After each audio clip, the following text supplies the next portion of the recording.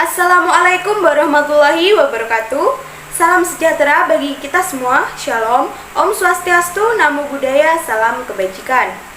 Kami dari kelompok 5 yang beranggotakan, yang pertama ada Muhammad Zainal Abidin dengan NIM 22020074173. Dan yang kedua ada Farah Dibarotur Rofiqoholik dengan NIM 22020074181.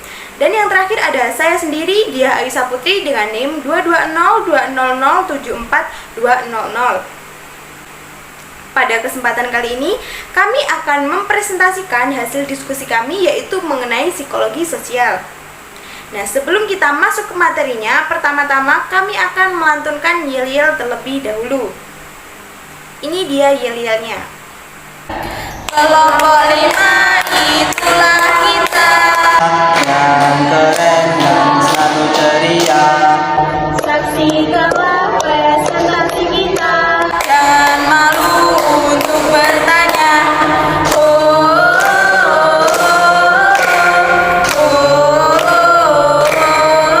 Kelompok 5. Ambil resiko, semangat lebih besar dan berharap besar. Semangat! Baik, itu tadi adalah yel-yel dari kelompok kami. Langsung saja tanpa berlama-lama, kita akan masuk ke materi pertama yaitu mengenai pengertian psikologi sosial. Jadi, psikologi sosial merupakan perkembangan dari psikologi yang menelaah dalam konteks sosial atau masyarakat. Berbeda dari ilmu sosiologi yang mana sosiologi merupakan ilmu yang mempelajari kehidupan sosial kemasyarakatan. Sedangkan psikologi sosial lebih menitik beratkan pada perilaku atau kejiwaan sosial kemasyarakatan. Psikologi sosial juga salah satu bagian dari psikologi yang di dalamnya berfokus pada perilaku individu dengan individu, individu dengan kelompok, institusi kemasyarakatan dan kemasyarakatan dalam lingkup yang besar. Studi psikologi sosial melahirkan studi psikologi kriminologi, studi psikologi masyarakat lokal, studi psikologi komunitas yang di dalamnya berkait dengan karakter individu dengan kelompok maupun masyarakat. Baik, untuk materi selanjutnya akan dijelaskan oleh rekan saya. Baik, materi selanjutnya akan dibacakan oleh saya, yang berkaitan dengan pengertian psikologi sosial menurut beberapa ahli.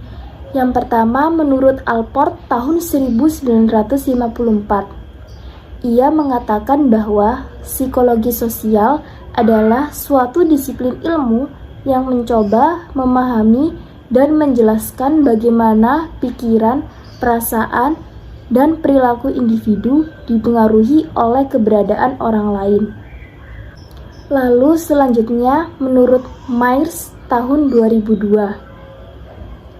Ia mengatakan bahwa psikologi sosial merupakan cabang ilmu psikologi yang mempelajari secara menyeluruh tentang hakikat dan sebab-sebab perilaku individu dalam lingkungan sosial.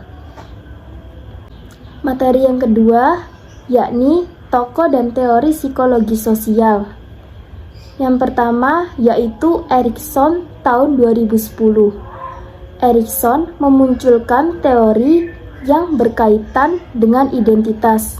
Teori ini terkenal dengan nama teori 8 tahapan usia manusia, yang antara lain berisi tentang kepercayaan versus ketidakpercayaan, lalu otonomi versus rasa malu, kemudian inisiatif versus perasaan bersalah, kemudian industri versus inferioritas, selanjutnya identitas versus kebingungan peran, kemudian intimasi versus pengasingan, lalu generativitas versus stagnasi, dan yang terakhir integritas ego versus keputusasaan.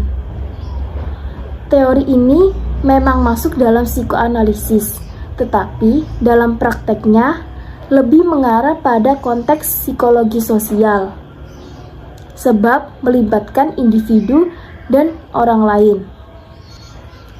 Materi selanjutnya akan dijelaskan oleh rekan saya. Baik, teori dari Erich Fromm. 1963. Teori Fromm yang terkenal adalah teori tentang intrinsik manusia yang disebut dengan biofilia dan nekrofilia. Ia mengungkapkan bahwa manusia tidak lepas dari biofilia dan nekrofilia, hasrat membangun dan hasrat merusak. Teori ini dikembangkan atas dasar pemikiran bahwa manusia memiliki naluri untuk membangun dan merusak. Ketika unsur yang membangun terlalu kuat, maka kekuatan yang membangun tersebut akan mengalahkan unsur yang merusak, sehingga lama-kelamaan unsur perusak hilang dan mati, begitu juga sebaliknya. Selanjutnya teori dari John B. Weston 1878 sampai 1958. Teori ini disebut dengan teori Sharp-Bond atau stimulus and response bond theory. Teori ini adalah teori yang memandang bahwa belajar merupakan proses terjadinya refleks-refleks atau respon-respon bersyarat melalui stimulus. Menurut Weston, manusia dilahirkan dengan beberapa refleks dan reaksi-reaksi emosional seperti cinta, takut, dan marah. Semua tingkah laku tersebut terbentuk oleh adanya hubungan antara stimulus dan respon baru melalui conditioning, sehingga belajar dapat dipandang sebagai cara menanamkan sejumlah ikatan antara perangsang dan reaksi dalam sistem susunan saraf. Yang kedua, teori dari Ivan Pavlov 1849 sampai 1936. Teori ini disebut dengan teori classical conditioning. Teori ini merupakan teori yang berasal dari aliran behavioristik. Seperti yang kita ketahui bahwa behavioristik meyakini kepribadian kita terbentuk karena pengalaman dan lingkungan sekitar. Dan pengondisian klasik dari Pavlov menegaskan keyakinan ini. Teori ini menjelaskan soal proses menghasilkan respon dengan mengombinasikan dua stimulus, yaitu stimulus alami dan stimulus buatan, di mana suatu stimulus atau rangsangan yang awalnya tidak memunculkan respon tertentu diasosiasikan dengan stimulus kedua yang dapat memunculkan sebuah respon tertentu, yang akhirnya memicu atau menimbulkan suatu respon perilaku tanpa sadar pada stimulus pertama. Teori ini merupakan buah dari percobaan Ivan Pavlov dari seekor anjing yang dihadapkan makanan. Dijelaskan bahwa sebuah makanan yang dipadukan dengan panggilan gemericing sebuah bel, maka keduanya akan menghasilkan respon yang sama yang menyebabkan keluarnya air liur anjing. Baiklah, selesai sudah pemaparan materi yang telah kelompok kami jelaskan. Maka dari itu saya akan menarik kesimpulan dari pemaparan tadi. Kesimpulannya adalah psikologi sosial merupakan perkembangan dari psikologi yang menelaah dalam konteks sosial atau masyarakat.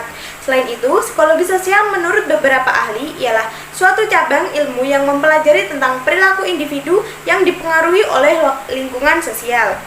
Di dalam psikologi sosial terdapat beberapa tokoh yang mengemukakan teorinya, yakni sebagai berikut.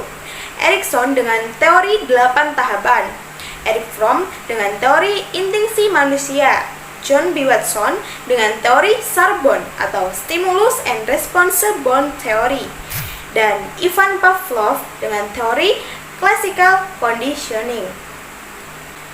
Baik, saya kira cukup sekian presentasi dari kelompok kami. Apabila ada kurang lebihnya, kami mohon maaf. Terima kasih. Wassalamualaikum warahmatullahi wabarakatuh.